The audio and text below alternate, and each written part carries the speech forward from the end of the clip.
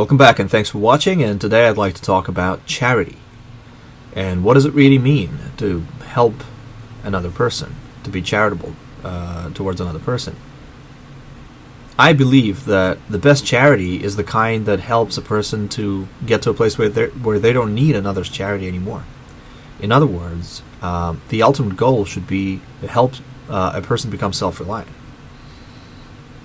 Obviously, we're starting at a place where they're not self-reliant. That is why they need the charity. They have fallen in some hard times. They don't have a job, don't have enough money to feed themselves or clothe themselves or provide shelter for themselves. And the immediate solution is to give them some change, right? To give them some money that you don't mind parting with.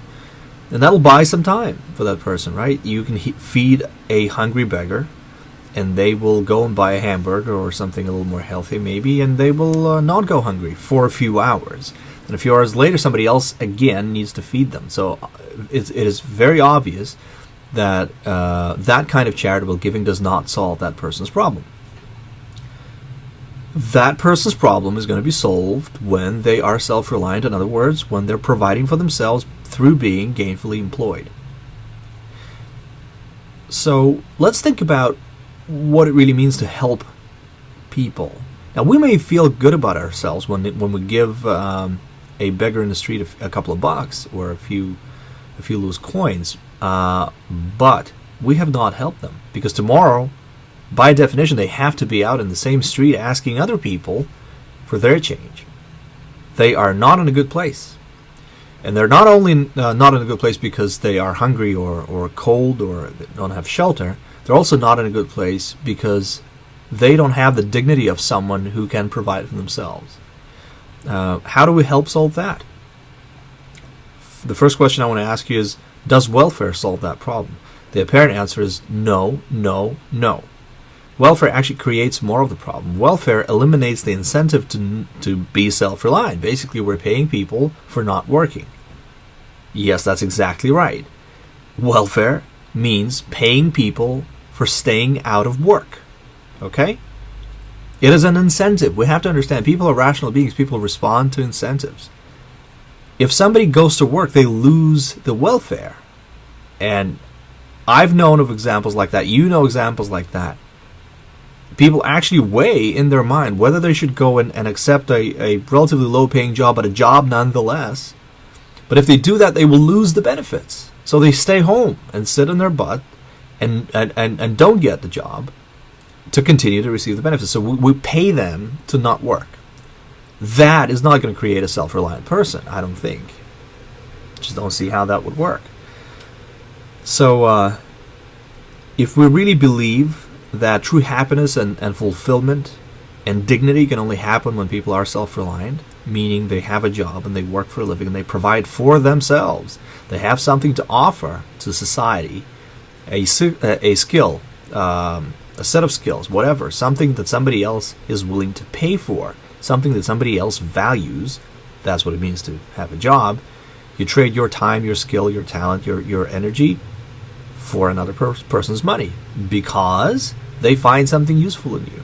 They find a way to utilize your energy and your talent to create a product or service that is in turn valued by somebody else, meaning other people are willing to pay money for that product or service, meaning you got a business. Okay? So I think it's actually a fairly straightforward chain of reasoning to understand that you're only truly able to help somebody if you can help them get a job. How do you help them get a job? Well, there are two things to a job. There's a worker and there's an employer. An employee and employer, right? If somebody is not interested, is not motivated to get a job, in fact, if somebody's being paid to not get a job, i.e. welfare, the whole thing falls apart. So in order to really help people, in other words, true charity consists in minimizing and or eliminating welfare. Don't pay people for not working. Don't pay people to stay at home. In other words, don't pay people to be poor. So that's one. We have to eliminate that. And the second thing, there has to be a job. For a person to get a job, there has to be a job. For there to be a job, there needs to be a business. For there to be a business, there needs to be capital. Capital is not money. Capital is means of production. Whatever can be used to create products or services, tools that create products or services are capital. Where does capital come from? Well, in absence of legally state-sponsored counterfeiting, meaning in absence of paper fiat currency, the only place that capital can come from, according to the Austrian School of Economics, is savings. Savings that are invested by people who earn wealth.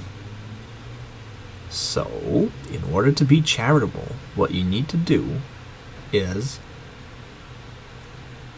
don't help perpetuate the welfare state.